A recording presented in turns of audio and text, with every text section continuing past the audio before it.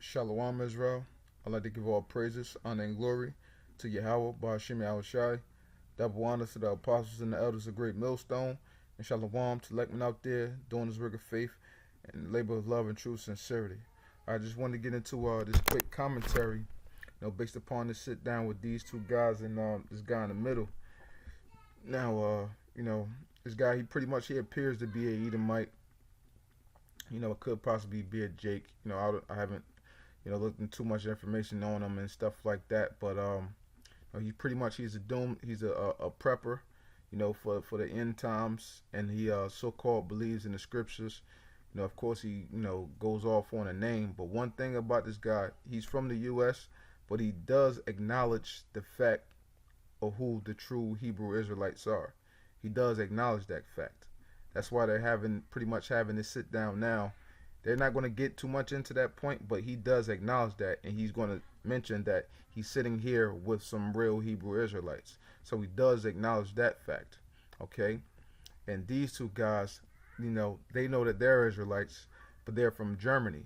They do music, like all these other off Israelite camps, into the rapping and singing and stuff like that. But they do their music in German, in the German language, okay? And they're basically having to sit down with him to go over the fact and defending the fact that the so-called white man today aren't the biblical Edomites, man, okay? Which we know today that the so-called white man are the biblical Edomites, and their line goes back to Esau. But these guys are trying to disprove that fact and saying that this topic is not a big deal, and that Israelites in the United States are putting too much emphasis on this. But we are for truth's sake, man, because of the things of the scriptures are evident, and the things that we see that the Most High tells us are evident, man.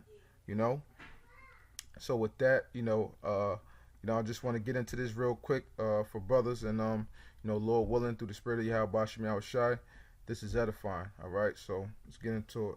And guys, I have a really, really special video for you today. I'm here with Billy Davis and Xavier Naidoo from Sons of Mannheim, and we've had a wonderful visit together in Germany. I've had a great time with them, and I wanted to take this opportunity, though, and let two Hebrew Israelites talk to you about a multitude of things. But one of the things that we had a conversation about that I think is so important for people to understand is Esau.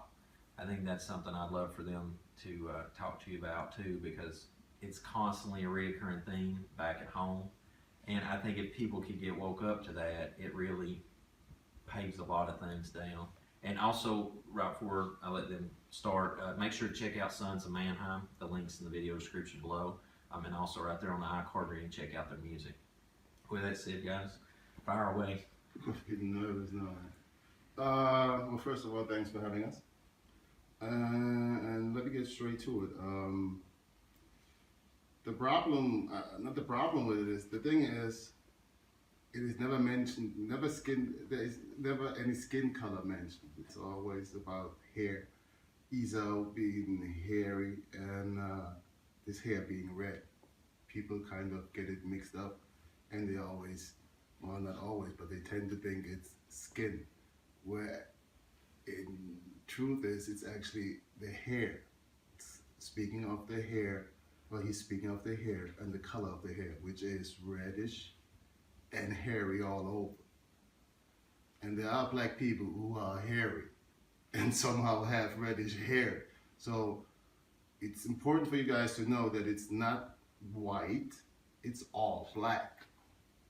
This is a story concerning blacks, from blacks, blacks hurting blacks, and so Esau isn't a white man.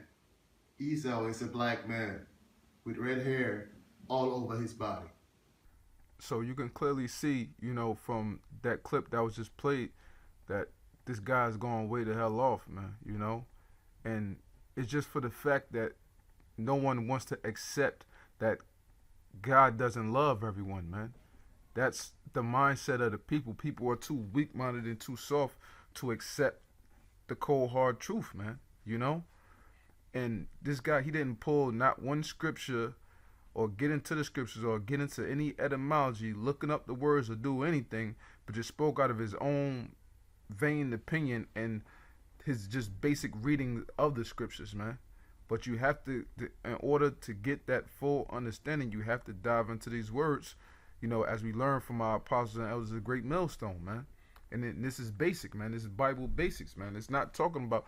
And first of all, when have you ever seen?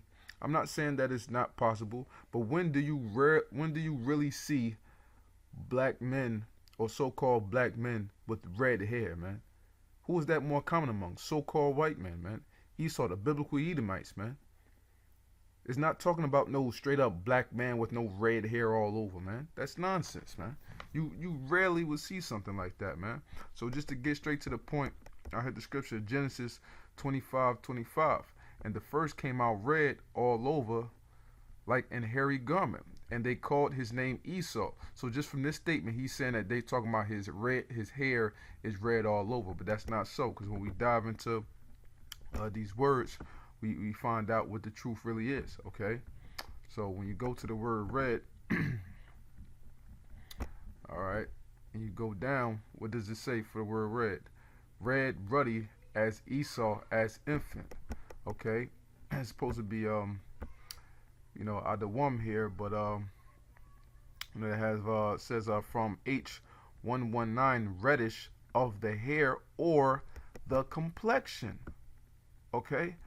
The complexion is not talking about the hair. It says of the hair or complexion, red, ruddy. And the complexion, that's what it's talking about. Because when we dive a little even further into it, okay, here's the root word, okay, which is Adam, okay, Adam. And the word in Hebrew for blood in itself is dam, okay? Now, why is that? We're going to find out, all right? So it says what? The definition to be red, jump down, what? To cause to show red. Why? Because he's going to show his blood is going to show through his skin, man, okay? To glare, to emit, show redness through the skin. To redden, to grow red, to look red, okay? Going on, it says, Adam, to show blood in the face, i.e. flush or turn rosy. So it's talking about to show blood in the face. So it's not talking about the hair, man. This is common sense, okay? This is common sense. So these guys, they're going way the hell off, man. And anybody that's claiming that the so-called white man isn't Esau, Edom unto this day, man. Because you got a lot of other Israelite groups out there that's saying the same damn thing, man. Okay, but it's talking about his complexion, man, because his blood shows through his face. Joshua wasted away his he, because their skin is good for nothing, man. All right, so, with that, just go to the next point.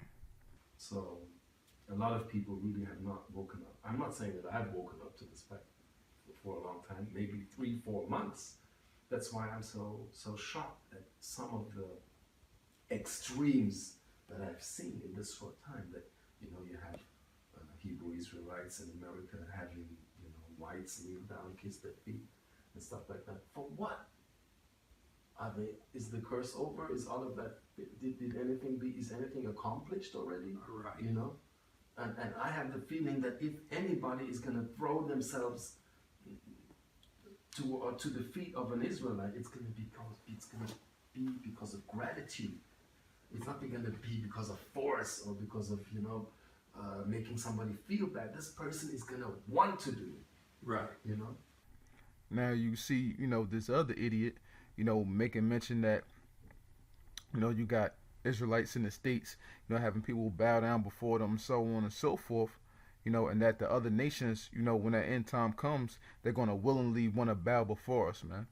The only reason why they're going to want to bow before us is out of fear, man. Not because they're just going to willingly want to. Who wants to bow down before anybody? If you've been, especially a so-called white man, if you've been ruling within this world for the past 400 or 500 years, however long the time has been, or the other nations, you think they really truly going to want to bow down to blacks, Hispanics, and Native Americans, and we've been down for so long and looked at as the scum of the earth, man? Nah, man. It's going to have to be done by force through the spirit and power of YAHAWASHI, man. All right, so this is 2nd Ezra, chapter 2, verse 27. It says, "Be not weary, for when the day of trouble and heaviness cometh, others shall weep and be sorrowful, but thou shalt be merry and have abundance." Okay? "The heathen shall envy thee, but they shall be able to do nothing against thee, saith the Lord." Now let's see why the heathen are going to envy us and why they're not going to be able to do nothing against us. All right? This is Deuteronomy 28:10. "And all the people of the earth shall see that thou art called by the name of the Lord, and they shall be afraid of thee." So they're going to be afraid of us because we're going to have that power from on high, from YAHAWASHI and YAHAWASHI. Okay, that's why they're going to want to bow to us, man. Okay, so the next precept, just to show, is Isaiah 45:14. "Thus saith the Lord, the labor of Egypt and the merchandise of Ethiopia and of the Sabians, men of stature, shall come over unto thee, and they shall be thine. They shall come after thee, in change they shall come over, and they shall fall down unto thee. They shall make supplication unto thee, saying, Surely God is in thee, there is none else, there is no God." So they're going to be saying there is no other power besides YAHAWASHI and YAHAWASHI, man. And said what? They're going to come after thee, and change they shall come over, and they shall fall down unto thee, man. Okay, and make supplication unto us. So they're going to be bowing because they're going to be in slavery, not because they were just willingly coming up to us, "Oh, I love you, blacks, Hispanics, and Native Americans," man. That's not the case, man. You know, it's Bible basics, man. But that shows you how much the Lord have blinded these other people, man. How gracious the Lord is to shine a light upon us for, brothers to be in the right doctrine, and have righteous teachers over us, the apostles and elders of Great Millstone, man. So this is Isaiah 60:12. "For the nation and kingdom that will not serve thee shall perish. Yea, those nations shall be utterly. For the glory of Lebanon shall come unto thee, the fir tree and the pine tree and the box together, to beautify the place of my sanctuary. And I will make the place of my feet glorious. The sons also of them that afflicted thee shall come bending unto thee, and all they that despise thee shall bow themselves down at the soles of thy feet, and they shall call thee the city of the Lord, the Zion of the Holy One of Israel." Okay, this is done by force, not because they're going to willingly want to do so. All right, so let's get into the next point.